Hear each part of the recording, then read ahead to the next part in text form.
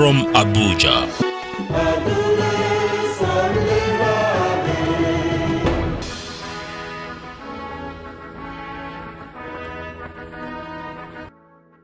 Hello, thank you for being a part of our show.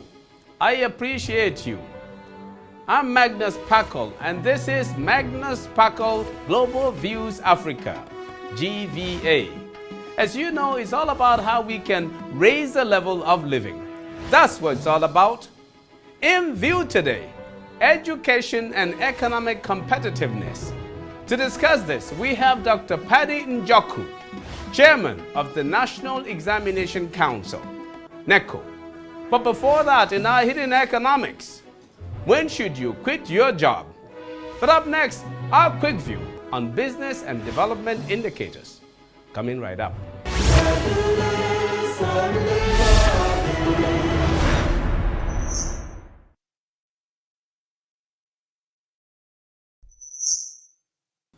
6 out of the top 10 airports in Africa are in South Africa, apparently in connection with the country's diversity and vibrancy in economic activity. A barometer for measuring a city and perhaps even a country's economic attractiveness in terms of location and overall business atmosphere is with how efficient and sometimes how busy its airport is. In this connection, which of the following is rated the overall best airport in the world? Hong Kong International Airport, Singapore Changi Airport, Incheon International Airport in South Korea, and Munich Airport in Germany. Which of the following is the busiest airport in the world? Dubai International Airport, Beijing Capital International Airport, London Heathrow Airport, and Hartsfield International Airport in Atlanta. Which of the following is the best airport in Africa? Mauritius International Airport, Johannesburg International Airport, Durban King Shaka International Airport, and Addis Ababa Airport. Stay with us for our answers coming up shortly. To contact us with information, please see our email address displayed on the screen. Still in view, education and economic competitiveness. In a discussion with Dr. Paddy Njoku. Dr. Njoku is a writer, public affairs analyst, and chairman of the National Examination Council, NECO. But up next in our hidden economics, when to quit your job.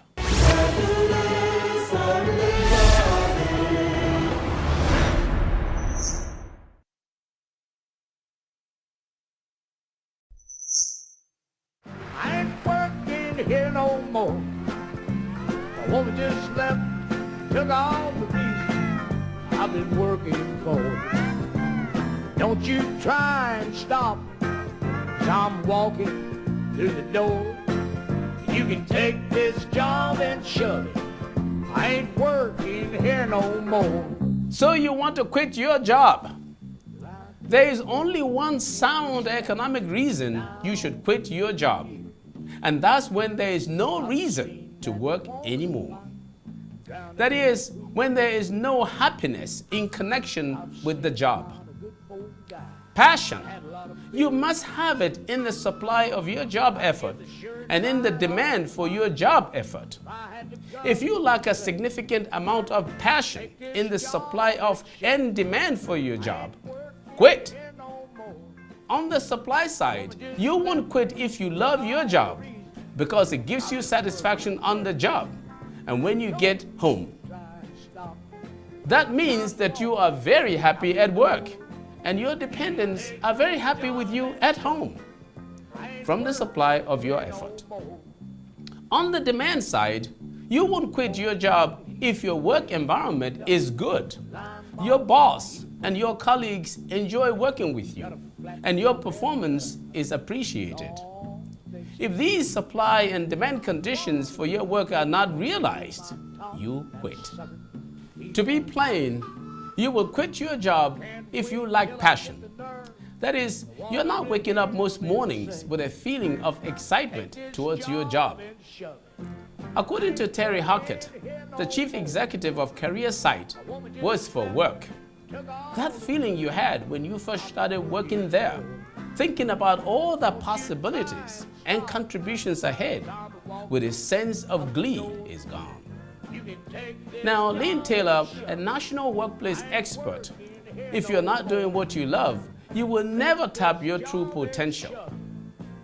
It will just continue to be a job, and eventually each day will seem more of a grind.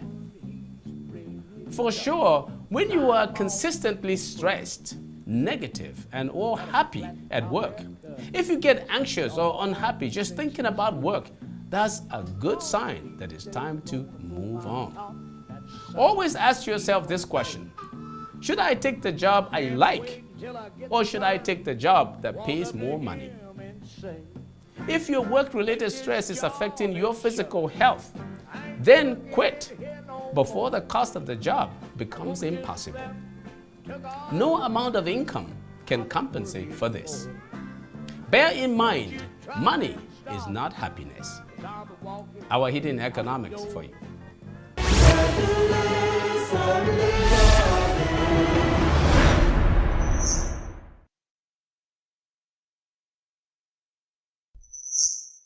Before we start our discussion in view, here are our quick view answers.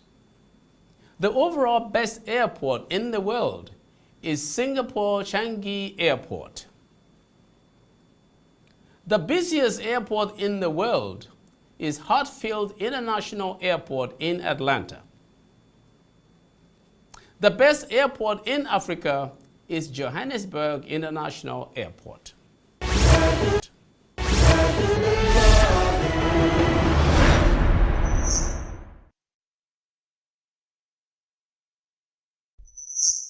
Coming up, our discussion with Dr. Paddy Njoku.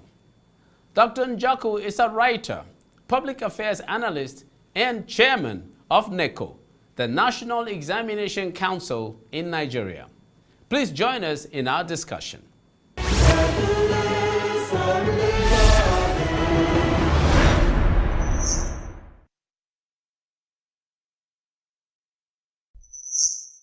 Okay, well, I want to thank you very much, for being in our studio.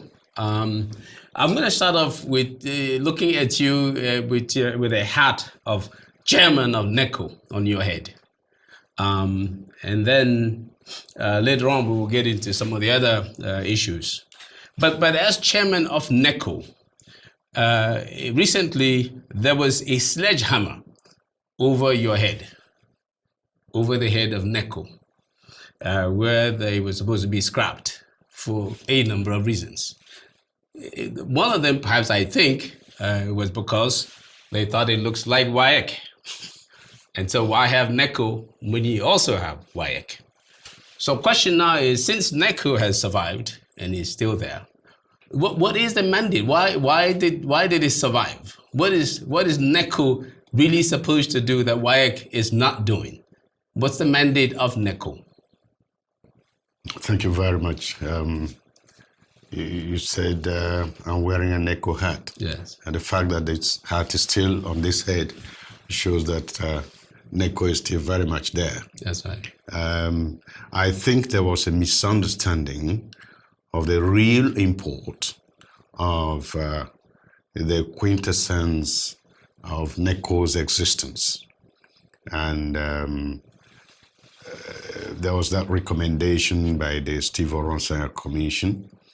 I think when more understanding was given and more light was shed on the mission of NECO, government appreciated very much what NECO does.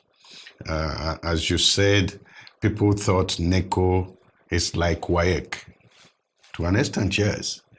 NECO was set up after careful thought by the Nigerian government, more especially when it seemed that WAEC was not living up to certain expectations. Principally the leakages and malpractices that were being experienced, most especially in 1977, got to an embarrassing level that Nigeria felt, look, we must, as a sovereign nation, have our own sovereign examination body. But I tell you one thing, even if that issue had not happened by then, by today, most people would have been clamoring for another examination body. Just to have a Nigerian thing? Yeah, because virtually every country does. In South Africa, for example, you have up to 8 examination bodies. Okay. I mean, it's just like you having one set of clothes because they fit very well. Someday you might need to change them because the occasion changes. And so NECO was created, and NECO handles 5 different examinations. Okay. The only one they share with WAEC is the senior school certificate, internal and external. Okay. The rest, NECO has exclusivity over. Okay, that's a good point. Yes. Now, we hear of the exam mercenaries and cheats and all these things that have happened so much that there was a time when, if I would recall, if you were found cheating, they said you could get up to 21 years in jail. Yes. That was brought down to 5 years in jail. And 5 years, and now 3. imprisonment term. And then now I heard there's a 200,000 naira put on people's heads if they commit a violation in that regard. But question is, I've not seen that many people dragged to jail because they had cheated, taking their exams, or they had brought mercenaries. From what we understand, there's still a lot of cheating going on with our examinations across the country. Is that how we're going to continue, or is there anything that, say, in your particular position, you are doing to try to stop that? Sure, I can tell you last year's SSCE internal, which is the largest exam that takes about 1.something million candidates. Yes. We did it, and there was 0.8% malpractice. Okay. 0.8 malpractice. And this malpractice, when you categorize the malpractices, you now see the different things. Some people bring in some pieces of paper, you have to catch them. Sure. Some people are a bit unruly, you have to catch them. Some people do collusion, you have to catch them. It's a lot of work, but then it's not overwhelming because we envisage them. Mind you, like I say about the Nigeria Police, Nigeria Customs, Nigerian Army, and so on and so forth. Yeah. Whatever is Nigerian must find its way into Nigerians and the way they behave. Unfortunately, there has been so much values and moral erosion in the entire Nigerian polity society, yes. and society that it has now entered every facet of Nigerian life. But we are committed as an examination body to upholding the sanctity of the examination process. And therefore, our primary commitment is zero tolerance, even if the outer society tolerates it. Yeah. The law you were talking about, for example, can give the candidates the option of fine, but their parents, no option. They must go to prison if we see them colluding, because we think... If you see the parents... Because, some parents may want to buy marks or buy grades and so on and so forth. So such people, you get them, they have no option of fine. And you did mention that convictions have been rather slow, but I want to also tell you that some people are in prison right now for committing those offenses. Okay, now that's looking at the sanction side. Now, looking at the sort of a more proactive side, our educational system, Given your experience, your stature, your commitment to Nigeria and all of that, I'm sure you're looking at the educational situation in Nigeria. Sure. Our standards, are they good enough for Nigeria to count on in looking to have strong, sustained, inclusive economic growth going forward? Are our standards good enough to generate the skill sets that are needed to grow our economy in a manner that a lot of people are involved in that growth process? That is the primary concern we have now. The standards are not what you, for example, experienced. They are not what I experienced. Yeah. There's a gradual watering down. And I think that principally, this is because when I went to school, teaching was not a job. It was a vocation. Yes. The teacher, The teachers had passion. they had passion. Yes. They had passion in transforming minds, in opening up minds. Absolutely. And teachers were role models. I wanted to be like my teacher. Yes. That was the greatest man. Did you watch the film, the television series they used to call The Village Headmaster? I heard of it. I was out of the country. Okay, you were out of the country. Now, the import of that is that the village headmaster was the most important person. So if the Oba wanted to take a decision, he had to run it first through the village headmaster to get his input. Absolutely. So this is how we grew up. And the teacher was respected himself very well.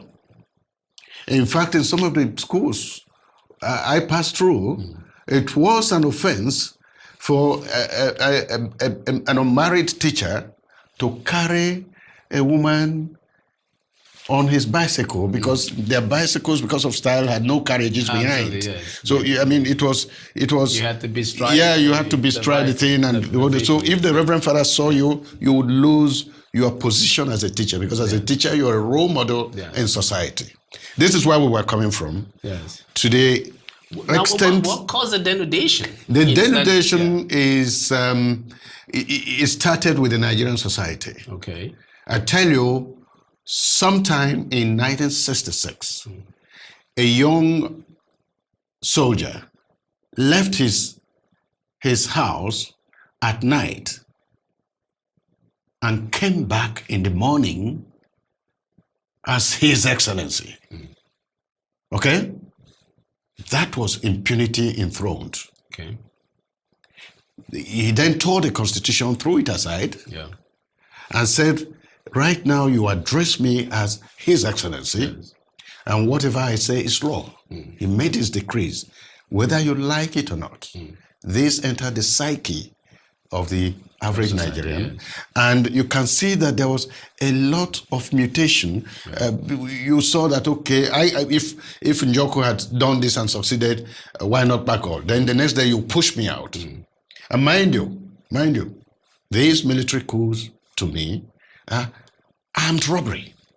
The other armed robber comes to... It's a political armed robber. Yeah. The armed robber comes to take your laptop and runs away and hides.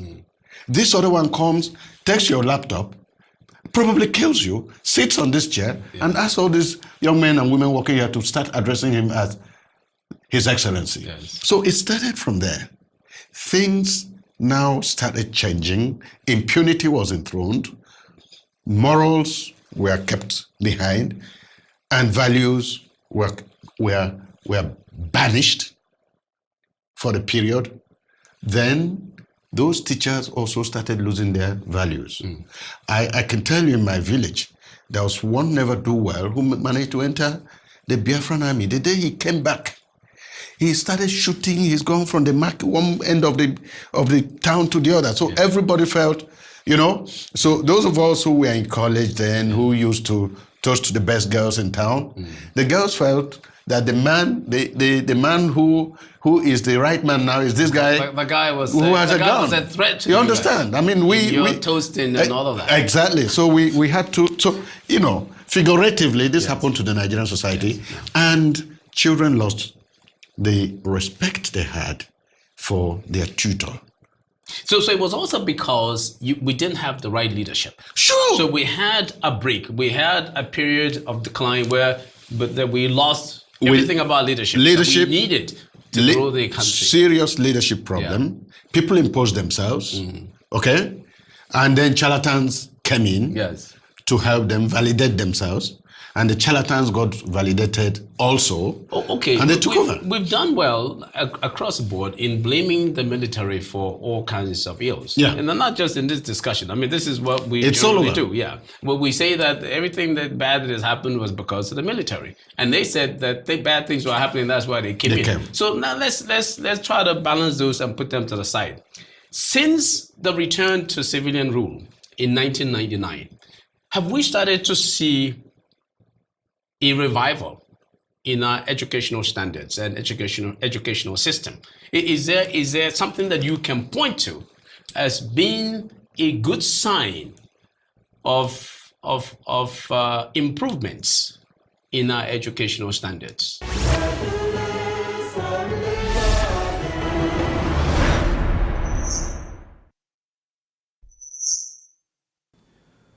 The World Economic Forum's Global Competitiveness Report for 2013 and 2014 has defined competitiveness as the set of institutions, policies, and factors that determine the level of productivity of a country. I guess that by that they really mean the comparative goodness of the many factors that determine the level of productivity of a country. The forum also suggests that the level of productivity, in turn, sets the level of prosperity that can be reached by an economy. The productivity level, they say, also determines the rates of return obtained by investments in an economy, which are the fundamental drivers of its growth rates. To be concise, a more competitive economy is one that is likely to grow faster than most others over time. I believe that the most critical factor for economic competitiveness and growth is good quality education. I also believe that the most successful countries would be those that value broad-based, high-quality education in an environment where institutions are placed ahead of personalities and where law and order prevail. Two recent developments are of critical importance for Africa's future. One, the continent now has about 1 billion inhabitants, about 15% of the world's total, and projected at about 20% by 2030. Two, the continent's economy has been growing competitively at about 5% over the last 10 years. 20% of the world's consumers and strong economic growth rates are factors that will make Africa competitive if educational standards and achievements are secured. Unfortunately, many African economies continue to figure among the least competitive in the Global Competitiveness Index, GCI, so much that 14 out of the 20 lowest ranked economies are African. They underperform by a wide margin on human development indicators and are prone to armed conflict and recurrent food crisis. Good high-quality education, not empty certification, often bought using mercenaries in exam halls, can end the misery. It can speed any desired structural and systemic transformation. I'm Magnus Packel, and that's my view.